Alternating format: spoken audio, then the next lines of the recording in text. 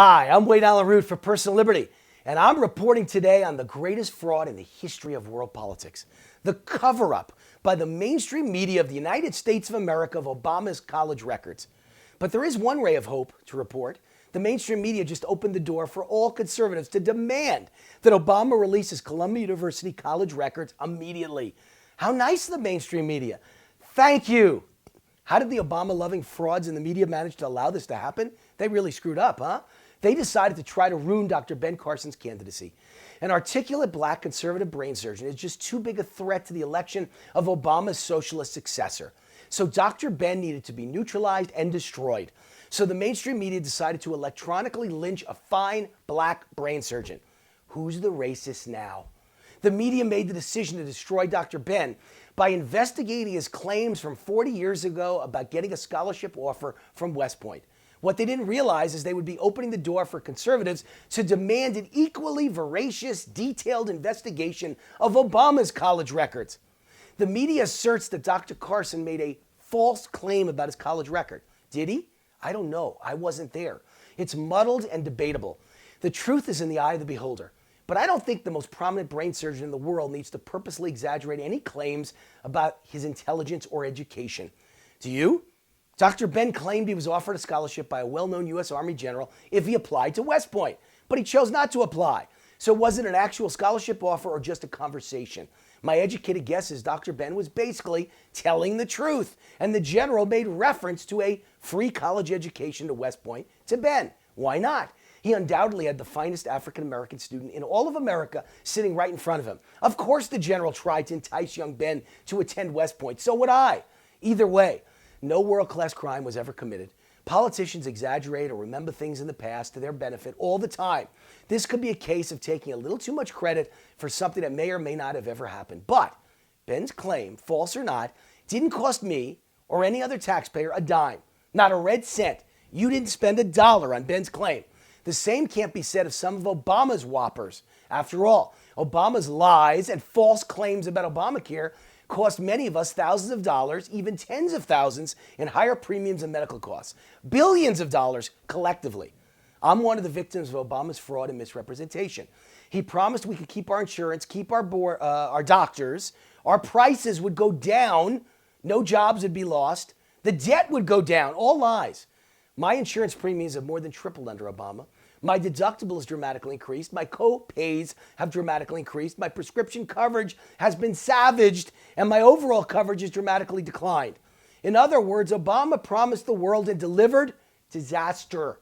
I'm paying far more and getting far less. That's not what he said. That's a significant lie, a false claim. By the way, Jonathan Gruber, the architect of Obamacare, was caught on video admitting fraud was committed to fool the dumb voters of America. It's on video. But in this specific case, let's compare apples to apples. The media is going after Dr. Ben for supposedly making false claims about his college record. So isn't this the perfect time to demand fair, unbiased, and equal treatment of Obama's college record? The media opened the door to this one. If you can investigate Dr. Ben, then you've got to investigate Obama's claims about college too. Here's the perfect apples to apples analogy. The media is trying to disqualify Dr. Ben's right to the presidency based on his college records from 40 years ago. Really? How come they never checked Obama's records? How come Obama's Columbia records are still sealed 7 years into his presidency? When I mention them for 7 years, they always said it has nothing to do with his presidency. Why was the media so anxious to call West Point to verify Dr. Ben's claims, but they never call Columbia to verify Obama's claims? Why are these two men being treated so differently? If claims about college from 40 years ago are important for Ben, why not Obama? Did Obama make false claims about his college experience? No one could prove it yet because his college records are sealed. Why? What is Obama hiding? If it matters for Ben, why doesn't it matter for Obama? Are you listening, media? It's time to demand that Obama release his Columbia college records. Ben's incident has triggered this obvious need. Fair is fair. If what a young man claims happened at college many years ago is important for Ben, then it's important for Obama too. What's good for the goose is good for the gander. I happened to graduate Columbia University on the same day as Barack Hussein Obama in June of 1983. We were not only in the same graduating class, according to Obama, we had the same major and we were both pre-law. I thought I knew every classmate at Columbia's political science department. If not everyone, I knew darn close to everyone. Yet I never met Obama, never saw him, never heard of him. I've said this for 8 years, a year before he was elected to the presidency. 2 years ago, I attended my Columbia College 30th class reunion, intent to prove Obama's existence at Columbia. I grabbed dozens of classmates and popped the question, did you ever meet or see Obama at Columbia? I couldn't find one classmate who claims to ever have met Obama at Columbia. But I wasn't done. I wanted to be sure, so I tracked down Professor Henry Graff, perhaps the most honored professor in Columbia history. And ironically, Graff was also Columbia's, get this, presidential historian. He knows everything about presidents.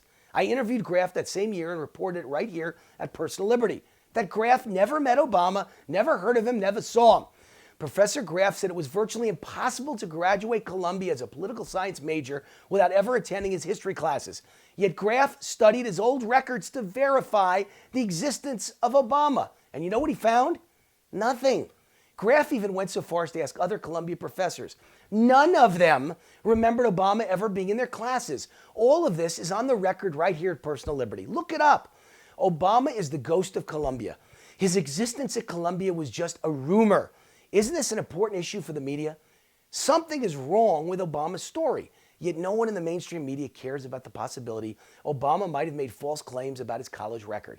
Yet in Dr. Ben's case, they were chomping at the bit to investigate a casual boast of a one-time meeting with a general.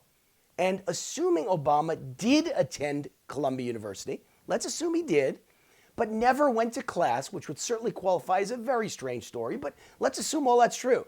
How did a poor student from an average non-Ivy League college, Occidental, ever transfer into Columbia in the first place, when Columbia only accepts a handful of transfers every year?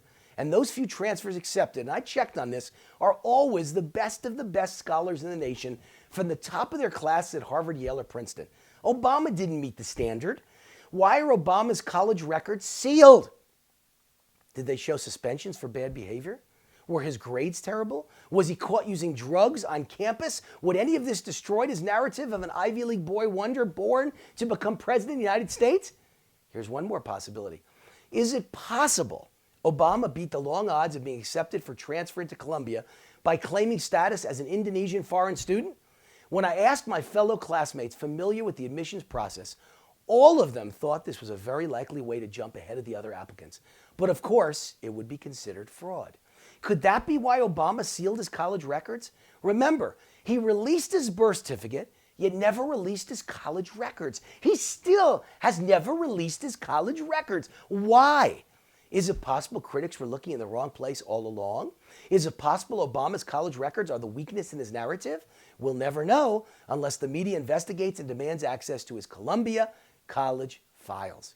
If Obama attended Columbia, ghost or not, he clearly is hiding something from his college records. If the media thinks Dr. Ben's claims about his college experience 40 years ago are relevant, then clearly Obama's college claims are relevant too. What is good for the goose, I repeat, is good for the gander. It's time for all of us to demand Obama release his Columbia College records. It's time for the media to scrutinize Obama the exact same way they're scrutinizing Ben Carson and Donald Trump and Marco Rubio and every other GOP presidential candidate. So prove me wrong, Mr. President. Here's my challenge to you, Obama. Release your Columbia records the same way you released your birth certificate. Embarrass me. You'll notice I've never mentioned Obama's birth certificate in my life. It's never been my issue. You can't find it anywhere. I've never gone near it. I've never felt he was born outside the USA. I've always believed Obama is an American who pretended to be a foreigner to gain admittance to Columbia. That makes him a fraud. You know what else that makes him? A birther. Obama was the first Obama birther. He was the one who made up the story about Obama being a foreigner. Obama made it up. Ironic, isn't it? I've always believed Obama's big scandal is at Columbia University. It was never the birth certificate. That was always a head fake to distract us. And if I'm wrong, why has Obama never silenced his critics for 7 long years by releasing his college records? Isn't that something significant? Why not embarrass us all and prove how silly we are? But the truth is those records are very damaging to Obama, perhaps even deadly. That's why he will never allow us to set eyes on them. Here's the really important lesson in all of this. Dr. Ben Carson's claims haven't cost us a dime, but Obama's presidency has cost all of us dearly. His lies about Obamacare alone have cost us billions of dollars, but his false claims about Colombia may in fact be the most costly lie in world history. If Obama's entire presidency was built on a lie, on fraud, then it would make every single action, regulation, and tax he imposed null and void, including Obamacare, because they were all committed by a man unqualified to be president, elected based on defrauding the electorate. Trust me, the truth is located in those college records at Columbia University. I'm Wayne Alaroot for Personal Liberty. See you next week. God bless America and save us from the fraud in the White House and all the frauds in the mainstream media participating in the greatest cover-up in the history of world politics. Bye-bye.